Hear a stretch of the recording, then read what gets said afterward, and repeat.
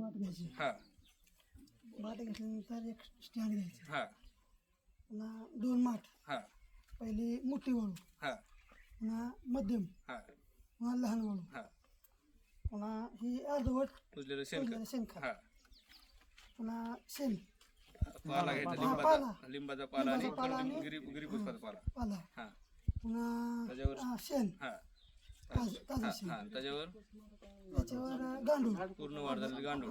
हा आणि मग माठ, माठ पाण्याने भरलेला. हा?